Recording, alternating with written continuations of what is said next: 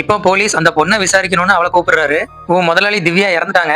உங்க அம்மா தான் அவள கொன்னு இருப்பாங்கன்னு எனக்கு தோணுது. நீ என்னம்மா சொல்றன்னு சொல்லி கேட்கிறாரு. அந்த பொண்ணு ரொம்ப ஷாக் ஆகுறா. அந்த பொண்ண நல்லா நோட் பண்ணிட்டு, இப்ப நான் கண்டுபிடிச்சிட்டேன். நீ தானே அவங்கள கொன்னன்னு சொல்லி கேட்கிறாரு. இவருக்கு ஒரு தடயம் கிடைச்சிருக்கும். அதுல இருக்கிற கல்லும் இவ கம்மல்ல இருக்க கல்லும் ஒரே மாதிரி இருக்கும். இவளோட கழுத்துலயும் நகைக்கீரல் இருக்கு.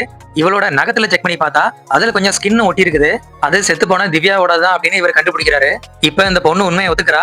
ஆமா சார், நான் தான் அவளை கொலை பண்ணேன்னு சொல்றா. இவ தன்னோட அம்மா கிட்ட அப்பா யாரு அப்பா யாருன்னு கேட்டுட்டே இருப்பா.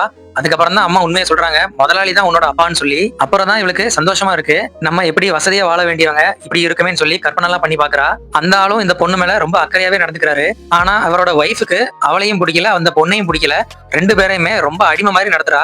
இதனால இந்த பொண்ணுக்கு அந்த திவ்யா மேல பயங்கர கோவம் இருக்கு. அன்னைக்கு நைட்டு அந்த வேலைக்காரி தன்னோட வீட்டுக்கு போயிருப்பா. அந்த குழந்தைய நீ போய் பாத்துக்கன்னு தன்னோட பொண்ணு அனுப்புவா. இந்த திவ்யா தண்ணி கொண்டு வர சொல்லி கூப்பிட்டுட்டே இருப்பா. அந்த உடனே இந்த சின்ன பொண்ணு போறா. இவளை பார்த்தாலே அவளுக்கு பிடிக்காது. இவளை கெட்ட கெட்ட வார்த்தையில திட்டுறா, எட்டி மிதிக்கிறா. இதனால அந்த பொண்ணு டென்ஷன் ஆகி பலாருன்னு அடிச்சிடுறா. ரெண்டு பேரும் ஒருத்தர் கழுத்து நெரிக்கிறாங்க. அப்ப இந்த பொண்ணு அவளை தள்ளி விட்டுறா. செவுருல போய் மோதி தலையிலே அடிபட்டு அவ அங்கேயே விழுந்துடுறா. அப்புறம் அங்க இருந்து வீட்டுக்கு போயிடுறா. கொஞ்ச நேரம் கழிச்சு தன்னோட அம்மா கிட்ட சொல்றா. ரெண்டு பேரும் வந்து பாக்குறாங்க. இப்ப இவளுக்கு மூச்சு இல்ல, செத்து போயிட்டா. இதையெல்லாம் போலீஸ்காரர் கிட்ட அந்த பொண்ணு ஒத்துக்கிறா.